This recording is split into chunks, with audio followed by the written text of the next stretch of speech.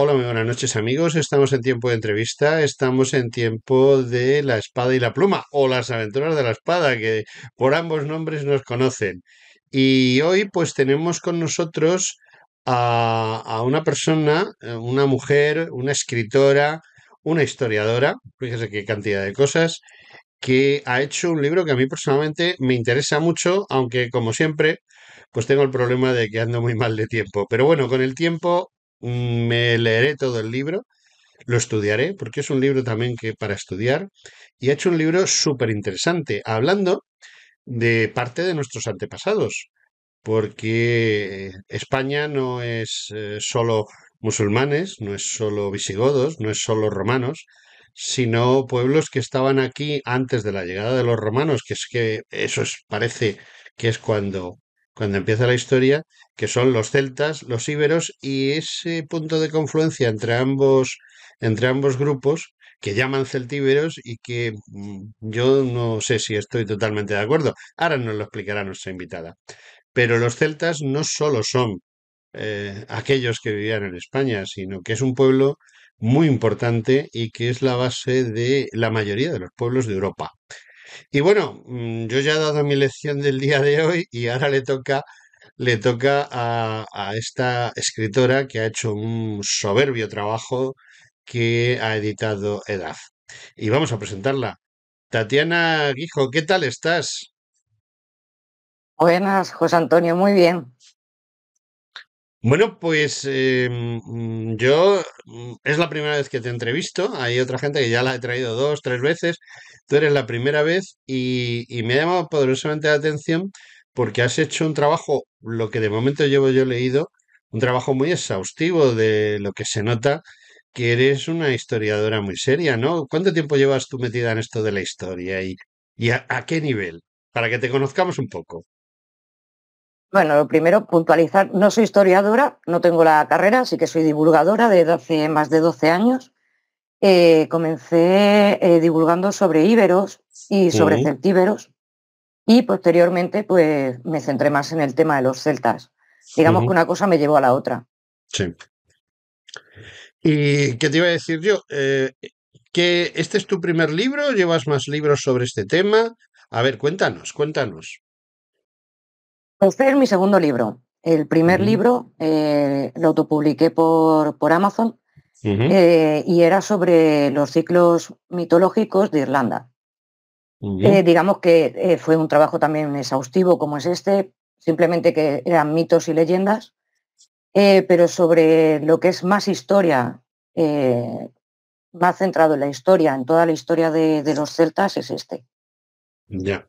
Bueno, entiendo pues que dentro de esa divulgación que haces y que creo que es lo más importante que debemos de tener los que nos dedicamos a estas cosas, esa divulgación la has centrado precisamente en esos pueblos prehispánicos, anteriores a Roma, pero por lo que yo he visto en Celtas, el pueblo oculto, que así se llama tu libro, te amplías, te vas fuera y cuando has tocado lo de Irlanda, pues me ha recordado eso, que tú empiezas este libro hablando de quién eran los celtas y de dónde vienen. Y, y bueno, hay varias teorías sobre eso. ¿Y a qué teoría te apuntas tú? Bueno, yo me he ceñido a la teoría que es, digamos, la que está más asentada, aunque últimamente está habiendo bastante más hipótesis. Pero digamos, en la que me he centrado en el libro, que es hasta cuando lo estuve escribiendo, lo que más se hablaba, era que los celtas, bueno, los indoeuropeos, realmente salen del sur de Rusia, de las estepas. Ujú. Hipótesis nuevas, pues ahí, de las últimas que he podido leer y que están dándole bastante importancia, es que los celtas realmente salieron de España. No me digas. Esa Sí, teoría no la conocía yo. Cuando yo estudié historia, hace ya muchos años de eso, pues estaba todo centrado en los famosos campos de urnas, en Suiza, Austria, en la relación entre los celtas y los pueblos del mar, pero siempre ponían a los celtas españoles como algo muy colateral, muy como en la parte exterior de lo que era la cultura celta. Pero lo que tú me dices, pues no tiene por qué ser ninguna tontería, al revés, porque precisamente donde la presencia celta más se ha visto es en todo lo que significa el Océano Atlántico. Es decir, que perfectamente podemos estar hablando de que no ya el sitio de nacimiento de los celtas, pero sí el sitio de expansión puede ser a partir de la península ibérica, de Francia, Irlanda, ¿no? Así es. Es como digo, en el libro sí que me tuve que centrar en la hipótesis, digamos, principal, en la que más estudiada estaba hasta el momento. Estamos hablando de que estuve durante un año, más de un año escribiendo el libro, pero ya apuntaban a otros tipos de hipótesis. Ujú, Yo sí que me centro en la del campo de urnas, en la de la estepa de Rusia, ¿no? Lo que es la cultura de los kurganes, que de ahí se expanden hacia la zona del Atené y de Hallstatt. ujú, Pero en los últimos meses sí que es verdad que la hipótesis de que saliesen de aquí de la península se está escuchando muchísimo más. E incluso si, por ejemplo, cogemos lo que es la mitología irlandesa, cogemos el libro de las invasiones, el Leabar Gabara, Eren, ahí podemos ver, ¿vale? Cómo en los mitos ujú. realmente los hijos de Mil son los que llegan a Irlanda, aunque Irlanda ya había sido conquistada en varias ocasiones, pero los que se asientan, digamos ya definitivamente, salen de Galicia. Ujú. Oye, pues Es es muy algo que interesante. Sí, sí, sí. es muy interesante lo que se está escuchando últimamente sobre la expansión y sobre los celtas. Es que, vamos a ver, yo siempre he seguido, es lo que hacen la mayoría de los historiadores, siguen las posturas de las invasiones de este a oeste. Prácticamente casi todas las civilizaciones, casi todas las culturas, casi todos los diferentes invasores de Europa, pues salvo los musulmanes que cruzaron el estrecho, el resto siempre vienen de Asia y vienen a través precisamente o bien de Turquía o bien de las estepas rusas.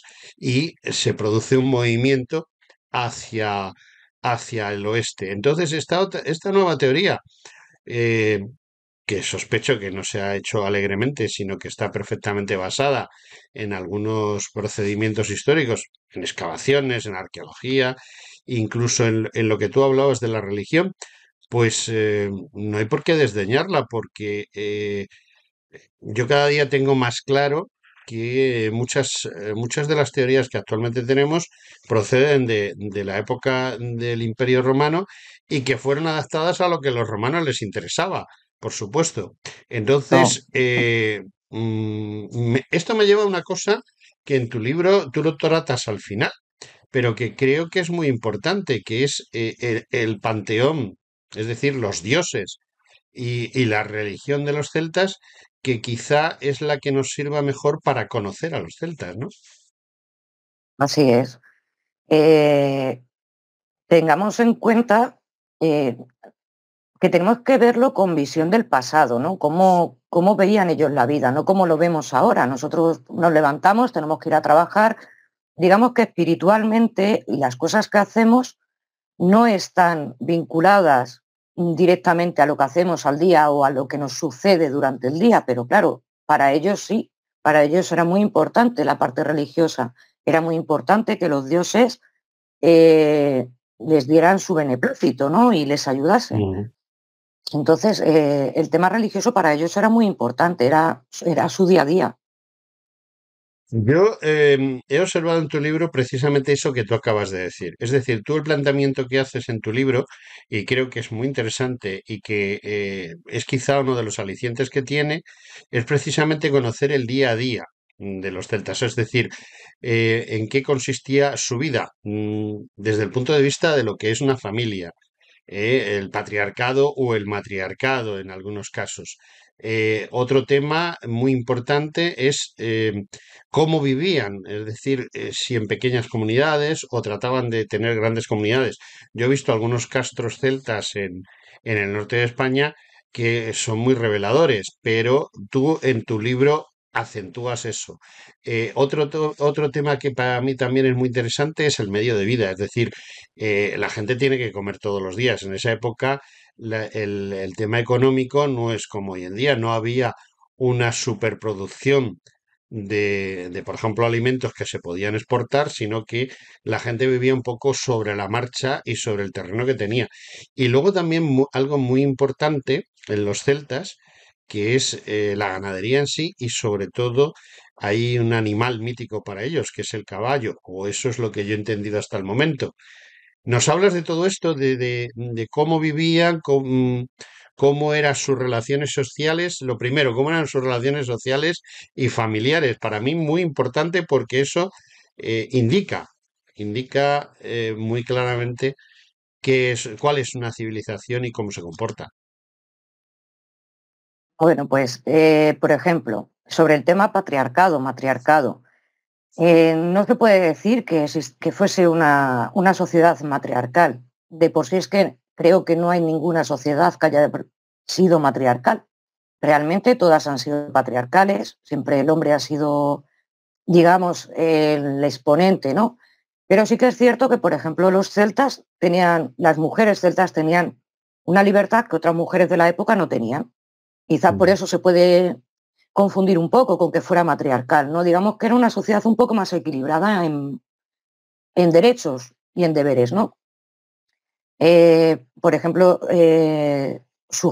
tenían una jerarquía que es muy importante porque pensamos que eran bárbaros y nos dan la idea de, bueno, como eran bárbaros no tenían jerarquía, directamente iban a lo loco, cada uno a lo suyo, ¿no? O sea, tenían una jerarquía muy marcada en la que el rey, junto con su druida, era quien gobernaba. Era muy importante la aristocracia a la que pertenecían los sacerdotes y los guerreros. Por debajo de ellos estaría el pueblo, que serían los agricultores y los Ujú. artesanos. Eran muy importantes, puesto que sin los agricultores, mmm, ¿qué sería del pueblo? ¿Qué comerían? No podrían comer, no tendrían el alimento. Bueno, los guerreros pertenecían a la aristocracia y eran también muy importantes y tenían ciertos privilegios que no tenían otras clases.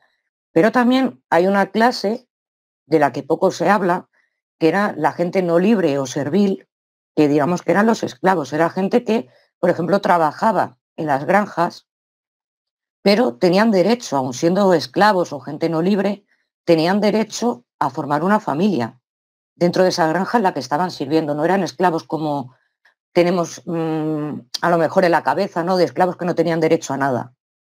Digamos que era una sociedad bastante equilibrada, yo diría, ¿no? Creo que sería la palabra. Mm.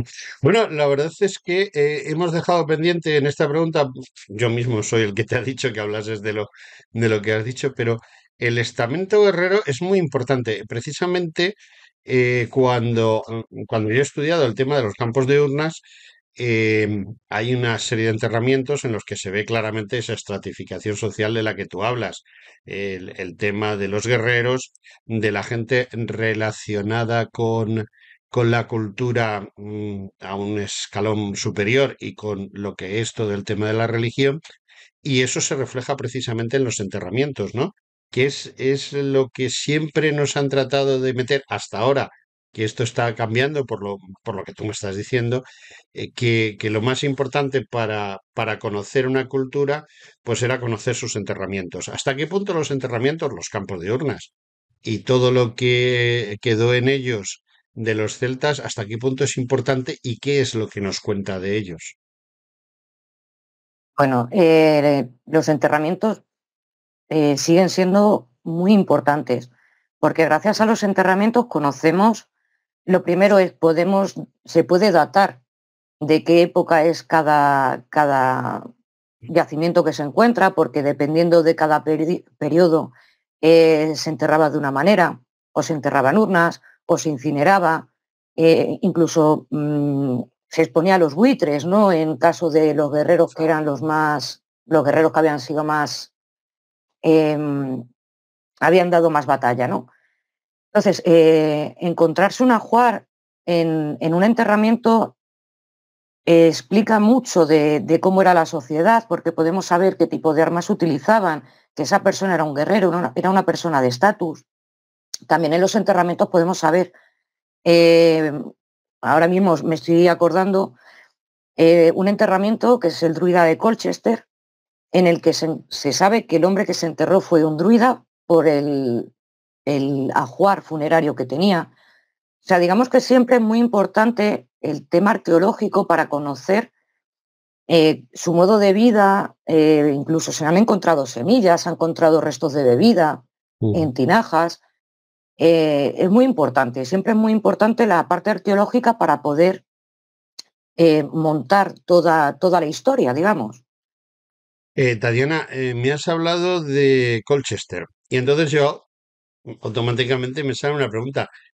Quizá los celtas en España están poco estudiados, por lo menos desde mi punto de vista. Yo entiendo que aquí se ha centrado más estudiar a pueblos de esa época como son los púnicos o cartagineses, los fenicios, los griegos, los romanos y de los propios de la península a los íberos. Nos hemos centrado mucho en los íberos y quizá en esa relación celtíbera o o central de la península. Pero los celtas que teóricamente vivieron más al norte han estado muy abandonados en cuanto a estudio y a buscar las fuentes sobre ellos. Y quizá por eso conocemos mucho más de los celtas franceses, de los celtas de Irlanda, de los celtas de las Islas Británicas. Em, ¿Cuáles de todos los que te he nombrado, que son los principales, los que mejor estudiados están y por qué precisamente los de España son los peor estudiados? Bueno, todo tiene su explicación. Digamos que, por ejemplo, la parte de Irlanda sabemos y conocemos muchísimo sobre los celtas allí porque no fueron invadidos por los romanos, o no fueron romanizados, digamos, ¿no? Entonces, al no ser una zona romanizada, sí que fue cristianizada, pero no fue romanizada, en Irlanda se guardó todo mucho mejor. De por sí tienen Ujú. incluso páginas en las que se puede leer todos los mitos. Luego lo transcribieron porque, claro, tenían una transmisión oral, ¿no? Lo escribieron monjes cristianos, pero se ve todavía la parte pagana de Irlanda. Digamos que Irlanda es como súper especial por el tema de que al no ser romanizada se guardó todo mejor y se quedó todo como más pasado. Aquí en España se sabe menos, sí que es cierto que la parte norte todavía queda mucho folclore, por ejemplo, y quedan muchas leyendas y muchas, incluso alguna mm, festividad y alguna cosita queda, Ujú. pero sí que se puede saber, hay grandes estudiosos de la parte de Galicia, por ejemplo. O sea, hay un historiador que se llama Sopeña, Ujú. tiene trabajos maravillosos que se pueden encontrar por internet, son trabajos que ha hecho, simposios que hace y demás, incluso sobre arqueoastronomía, para saber por qué estaban situados los túmulos o los santuarios en Galicia estaban situados de esa forma. Se conoce muy poco en libro, pero si nos gusta el tema, se pueden encontrar cositas sobre aquí, sobre España. De todas formas, mi madre me tiene pendiente que yo escriba un libro sobre los celtas aquí en España. Pues sería muy interesante. Bueno, Tatiana, tenemos un problema y es que en mi programa las entrevistas duran algo menos de media hora y nos estamos acercando peligrosamente a que se acabe en la arena de mi programa. Oye, el libro yo creo que es muy interesante, pero de todas maneras tú tienes que vender el libro y por eso te hago la última pregunta importante que siempre le hago a los entrevistados. Yo voy por la calle, paso frente a una librería y veo tu libro ahí en el escaparate, ¿no? Y entonces quiero que tú me digas por qué debo de entrar a la librería y comprar tu libro. ¿Cuál es el motivo por el cual yo debo comprar tu libro y leerlo, por supuesto? Porque para comprarlo y ponerlo en una estantería no lo compro, ¿no? No. A ver, yo lo que puedo decir es, he estado un año y medio trabajando sobre el libro, he estado documentándome, el libro está documentado a más no poder, Ujú. las fuentes están comparadas, hay muchísimas citas, que es una cosa que a mí me encantó hacer en el libro, además lo hice a posta, el poner muchísimas citas de escritores antiguos, de autores Ujú. clásicos, para intentar llevar a la gente al momento en el que los celtas estaban habitando la tierra, ¿no? O sea, estaban habitando Europa. Creo que es un libro interesante, no porque lo haya escrito yo, que está muy mal que lo diga, pero es un libro que está bien documentado, en el que podemos aprender muchas cosas, cosas muy curiosas, porque también Ujú. hay, por ejemplo, inventos que todavía nos quedan, o cositas que pensamos que eran romanas, pero resulta de que los romanos las adaptaron y las adoptaron. Entonces, creo que es, para la gente a la que le interesa acercarse, un libro interesante y no está escrito de una forma muy técnica que sea pesado de leer. Lo he hecho de una forma amena, que sea, pues eso, sencillito, pero que se aprenda. Bueno, pues creo que es una buena propaganda y una buena idea de por qué debemos de leer tu libro. Tatiana, ha sido un placer hablar contigo, una persona que me da la ligera impresión de que sabe muchísimo de los celtas y que estoy también seguro de que en este libro que tengo yo aquí en mis manos, eh, eh, también expresas muy bien. Y por eso yo personalmente creo que es un libro muy interesante y que no debemos de dejar pasar en el olvido. Tatiana, muchas gracias por haber estado con nosotros y bueno, pues a ver si hay Muchísimas suerte, gracias. sí, a ver si hay suerte y la gente se da cuenta de que merece la pena leer tu libro porque yo de verdad lo voy a leer, cosa que no suelo hacer muy a menudo, pero creo que es muy interesante. Sobre Se todo agradece. eso que hablas de la religión y de la sociedad es muy interesante de conocer y creo que los celtas son muy desconocidos. Pero gracias a ti vamos a conocerlos un poquito mejor. Tatiana Guijo, muchas gracias. Muchísimas gracias, José Antonio.